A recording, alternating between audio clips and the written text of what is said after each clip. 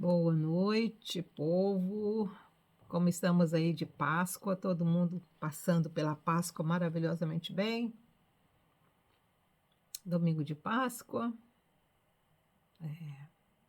Ressurgiu, ressurgiu, aleluia, ressurgiu. Pois é, ele não está na sepultura. Já estive várias vezes por lá. O sepulcro está vazio, completamente vazio. Graças a Deus, louvado seja, né? Estamos aqui estudando o livro do profeta Jeremias. Hoje, no capítulo 47, já estamos chegando, né? No limiar do final. Essas profecias são dirigidas às nações. Esse último pedaço, né? Do livro do profeta Jeremias. Como eu disse antes, Baruque escapou, né, da destruição do Egito. Talvez ele tenha fugido para a Babilônia ou voltado para a Judéia, né, com os que voltaram, como o profeta Jeremias disse que uns poucos voltariam, né, e talvez Baruque estivesse entre esses poucos e por isso ele conseguiu salvar, né, tudo tem um plano. O Eterno tem um plano em todas as coisas, até no escape de Baruque, até na bênção que ele deu para Baruque, né? No final. Porque era o propósito do Eterno que nós tivéssemos esses escritos hoje. E graças a Deus por esse homem que ele enviou na vida de Jeremias e que o acompanhou durante toda a sua vida e que só deixou depois que tudo aconteceu.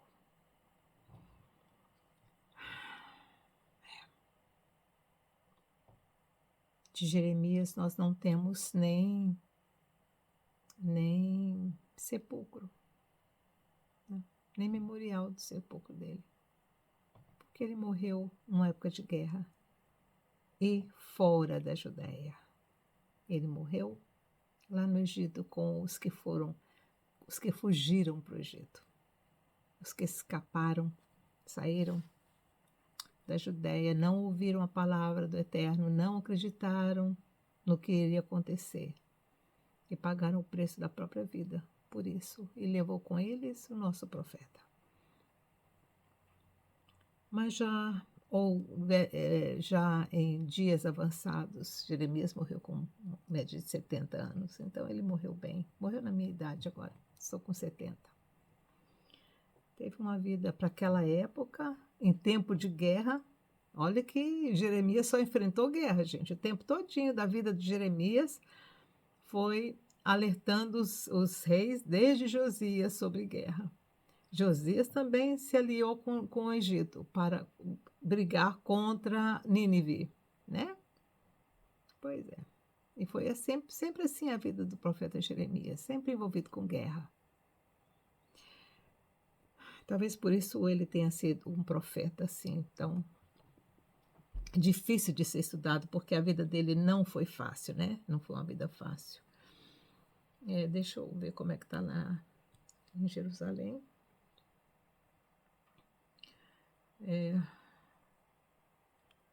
Vou ver como é que está lá no muro. Hoje o capítulo 47 é sobre uma profecia para os filisteus. Os filisteus já estavam desaparecendo, mas ainda eles estavam ocupando Gaza, Sidom, sabe? Tiro, Sidom, Gaza, ainda estava sendo ocupada deixa eu ver como é que tá lá, gente, só colocar aqui. Tá tudo bem, nossa, muita gente lá. Tem muita gente lá no muro. Ups. Não sabia que estava alto assim, não. Deixa eu abaixar isso aqui. Free now, the only app you need. Só para vocês verem, né? Estou na Inglaterra mesmo. Então, gente. os filisteus ainda estavam habitando lá, né? Ainda tinha uns poucos remanescentes dos filisteus. Os filisteus, na verdade, eles eram europeus. Ali pelo pedaço da Grécia, de Creta, sabe? Aquele pedaço ali, antes de chegar na Itália, aquele pedacinho ali. Então, eles eram europeus e que invadiram a Palestina. Ainda na época na época de Abraão. Eles saíram de lá pelo Mar Morto, pelo Mar Mediterrâneo, né? Entraram lá para aquela área ali de Gaza, tudo, matou todo mundo que tinha lá e ocuparam a terra.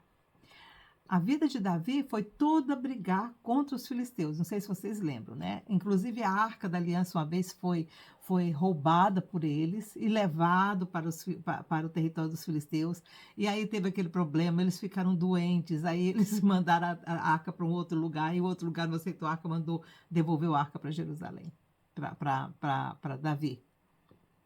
Então, não era, eu acho que não era nem Davi naquela época, era antes, era o tempo dos reis ainda. Pois é, para vocês verem tanto de tempo que eles estavam lá. Tanto é que o Senhor falou para eles que eles iam enfrentar. Lembra quando Josué veio espiar a terra e falou que tinha gigantes na terra? Eram os benditos dos filisteus. Que eles eram muito altos, eles eram europeus, eles eram brancos, né, gente? Queimar de sol lá do Mediterrâneo, mas eles eram brancos, então eles eram dessa raça de gente alta. Então, por isso eles achavam que eles eram... E o judeu era baixinho, né? O judeu não era uma pessoa alta. Até hoje os árabes são baixos, eles não são muito altos, não. Então, vamos lá. Quer dizer que ainda existia, na época de Nabucodonosor, ainda tinha remanescentes deles, tá? Mas depois eles foram completamente destruídos, como a profecia fala, que não tem nada, nem DNA deles não tem mais. Nada. O que eles falam, eles eram chamados de palestinos, né? Os filisteus. E por isso que depois o rei de Roma colocou o nome da área de Palestina porque eles queriam provocar os judeus, que os judeus eram inimigos mortais dos filisteus. Então, para pichar, sabe, para provocar a ira dos judeus que estavam dispersos pelo mundo depois do ano 70, né? Então, só para fazer eles ficarem com mais raiva ainda, mais tristes ainda, mais desgostosos da vida deles ainda, ele colocou o nome do território de Israel de Palestina, só para provocar o povo, para dizer, olha, os filisteus morreram, mas o nome deles está lá. Vocês brigaram a vida inteira contra eles, mas agora o nome do território é o nome deles. E até hoje essa briga está lá, né, gente? Vamos lá. Versículo 1 do capítulo 47. Tem bastante gente lá, já é meia-noite tanto lá em Israel, e tem muita gente lá no muro. Palavra do Senhor que veio a Jeremias, o profeta, acerca dos filisteus, antes que Faraó ferisse Gaza. Esse Faraó que feriu Gaza foi ainda na época de Josias. Então, essa profecia é da época de Josias, tá? Para vocês saberem agora de que realmente Baruque sobreviveu à vida de Jeremias e colocou no final do livro de Jeremias todas as profecias que ele havia ouvido o profeta falando desde o começo de Josias. Ele teve tempo agora, né, para escrever todas as profecias. Ele não estava mais com Jeremias já tinha ido embora, então não havia mais a perseguição, tudo já estava destruído mesmo. Então ele teve tempo de fazer isso. Palavra do Senhor que veio a Jeremias, o profeta, acerca dos filisteus antes que Faraó ferisse Gaza. Assim diz o Senhor: do norte se levantam as águas, tornar-se-ão em torrente transbordante, alagarão a terra e a sua plenitude.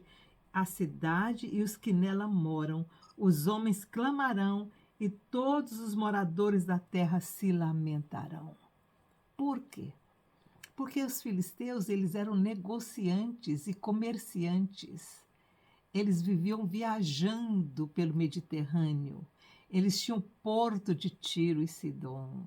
Sidom é um lugar, Tiro é outro. Tinha 2 portos que eram controlados pelos filisteus. Então, eles tinham dinheiro, eles tinham posição, eles tinham, sabe? Eles tinham conhecimento do mar, conhecimento da terra. Eles eram os negociantes da época. E aí acontece isso. O Senhor fala, acabou.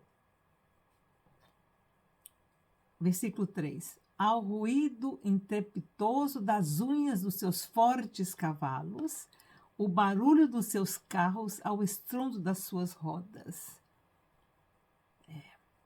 Os pais não atenderão aos filhos por causa da fraqueza das mãos. Era uma situação difícil, né, gente? Pois chegou o dia de destruir a todos os filisteus, de cortar de Tiro e de Sidom todo o resto que os socorra. O Senhor destruirá os filisteus, o resto da ilha de Caftor. Um pouquinho mais em cima a ilha de Caftor. Possivelmente de onde eles também vieram. Lá perto da Grécia. O Senhor ia destruir não só os filisteus que estavam lá na Judéia, mas todos os remanescentes que estivessem lá na ilha. Seriam todos destruídos. O Senhor erradicou os filisteus da face da terra.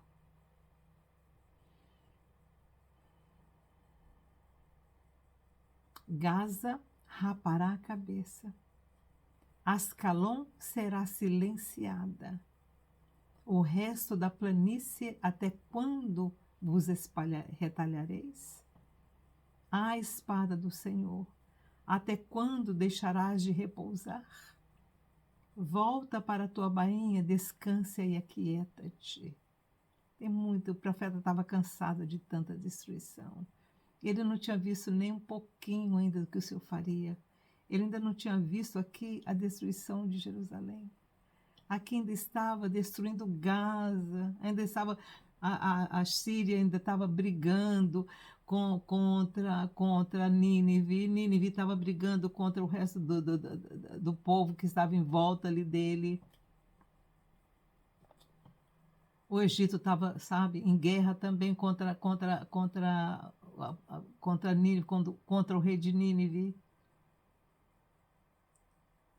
E estava lá o Josias tentando fazer comparsa, né, com o Egito para se livrar também da mão de Nínive. Nínive nunca conseguiu destruir Jerusalém, nem chegou a sitiá-la direito, viu? E lembra que ela pensou em sitiar, o Senhor falou que ia trazer uma notícia de longe e que ele ia voltar pelo meio do caminho? Pois é, nem isso ele conseguiu. Mas os filisteus, eles realmente, eles não foram destruídos ainda no começo de Nínive, porque quem destruiu os filisteus foi o Egito. Por certo, Nínive andou dando as suas rabadas por lá também, né? Mas quem realmente botou os filisteus, erradicou com os filisteus, foram os egípcios. Como podes estar quieta se o Senhor te deu ordem? A espada não poderia quietar-se, porque quem tinha dado ordem para o extermínio dos filisteus foi o Eterno. Então a espada teria que cumprir. Como podes estar quieta se o Senhor te deu ordem, se ele te enviou contra Ascalon e contra o litoral? Ai.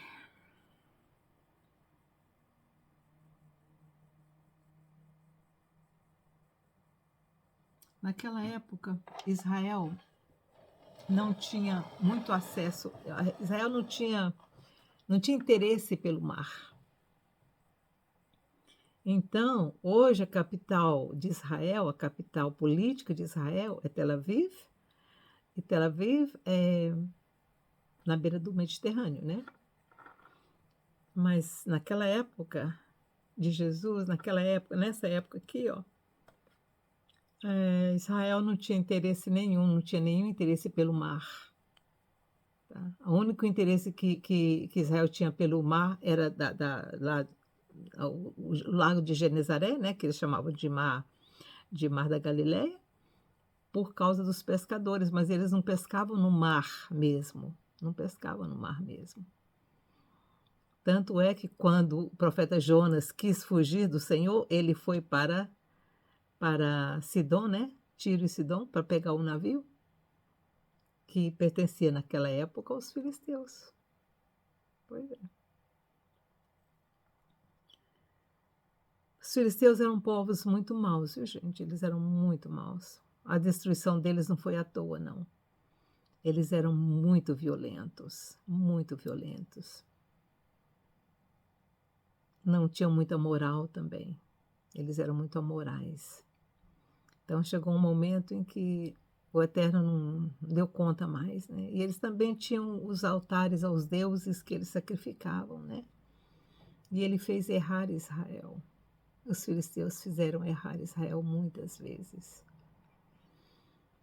Não na época dos juízes. Na época dos juízes, lembra que os juízes, né? Inclusive Débora também brigou teve guerra com esse pessoal, né? A juíza. Realmente eles eram bem violentos. Mas o Senhor, com mão forte,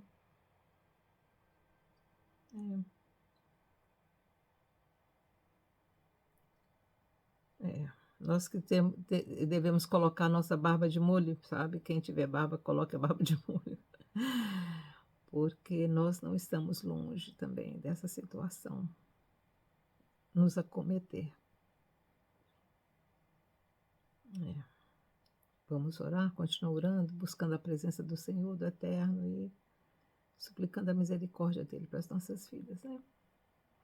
Que não sejamos toda essa civilização que temos hoje como os filisteus, que foram dizimados, porque a ira do Senhor estava muito grande contra eles.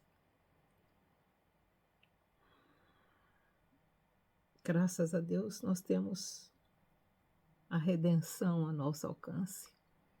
E mesmo que o Senhor tenha que destruir, o Eterno tenha que destruir tudo que está por aqui agora por causa do pecado, da abominação terrível que está acontecendo na terra.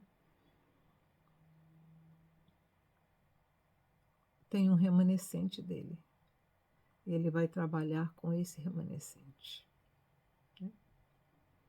Que façamos parte desse remanescente. Que façamos parte dele. Que o Senhor te abençoe e te guarde, te dê um bom domingo de Páscoa aí com todo mundo. Não sei que hora que eu vou poder estar aqui, mas vamos lá, vamos continuar trabalhando. Amanhã estaremos estudando um capítulo mais longo, bem mais longo. O de hoje foi bem curtinho, mas o de amanhã é bem longuinho. Profecia contra Moabe, talvez por ter parentesco com o povo de Israel, né? Talvez por isso o Senhor tenha que falar mais sobre Moabe. Mas os filisteus não têm nada a ver com Abraão. Nada, nada, nada, nada. Os filisteus vieram de uma outra terra, de uma outra, sabe? Eu acho que os filisteus, eles deviam ser descendentes de Sem Jafé. Um dos filhos de Noé, ele foi para a Europa, né? Eu não sei qual dos dois, se foi Jafé ou se foi o outro, Sem ou Jafé. Um dos dois foi para a Europa e era a descendência deles, né? Então, não tem nada a ver com descendência de Israel, não. Então tá, fiquem com Deus, tenham um bom domingo de Páscoa. Tchau, tchau.